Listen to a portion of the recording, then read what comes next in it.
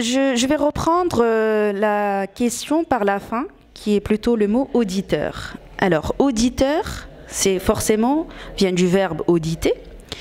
Auditer ou audit, le terme audit, selon un chercheur en audit Micol, le définit comme étant un mot qui vient du latin et qui veut dire audir. Audir signifie écouter. Et audit, c'est un verbe anglais à la base. To audit, en français, veut dire vérifier, contrôler, surveiller et inspecter.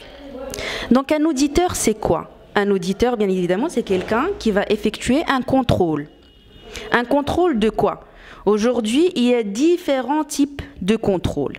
On peut parler de contrôle ou audit financier, audit opérationnel, audit de la gestion, audit des achats, audit des stocks, audit des associations, auditeur interne, auditeur externe. Donc le mot audit, c'est toute une jungle de l'audit finalement.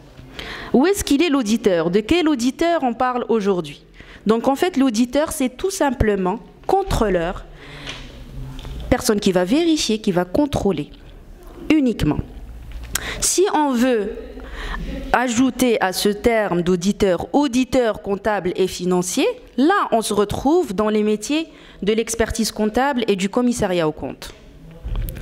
Donc l'audit comptable et financier peut avoir aussi deux catégories.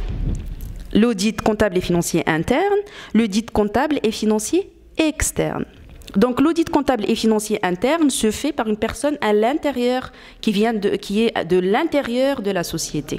Un audit comptable financier externe, c'est fait par une personne externe de la société qui est indépendante. Et ce terme d'indépendance ou cette indépendance, elle est plus difficile à mettre en œuvre quand il s'agit d'un auditeur interne qui est dans la société. Donc cette notion d'indépendance, et qui était à l'origine de plusieurs scandales financiers, notamment Enron, avec Arthur Andersen. Ce mot d'indépendance, il est difficile à mettre en œuvre, comme je viens de le dire, quand il s'agit d'un audit interne. Néanmoins, dans l'audit externe, ça fait partie intégrante de notre code de déontologie pour l'exercice de notre métier. Je prends la deuxième catégorie de l'audit comptable et financier externe. Je vais trouver une mission pour l'expert comptable et une mission pour le commissaire aux comptes. Quand il s'agit d'une mission de l'expert comptable, il s'agit d'un audit comptable et financier externe contractuel.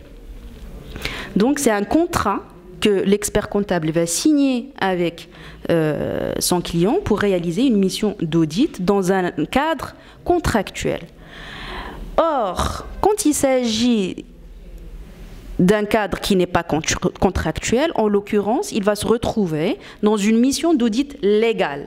Et c'est là où cet expert comptable va plutôt prendre la casquette de commissaire aux comptes.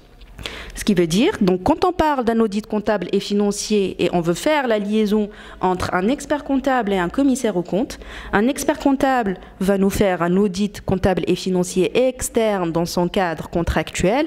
Le commissaire aux comptes, c'est dans sa mission légale. C'est une mission légale, donc c'est la loi.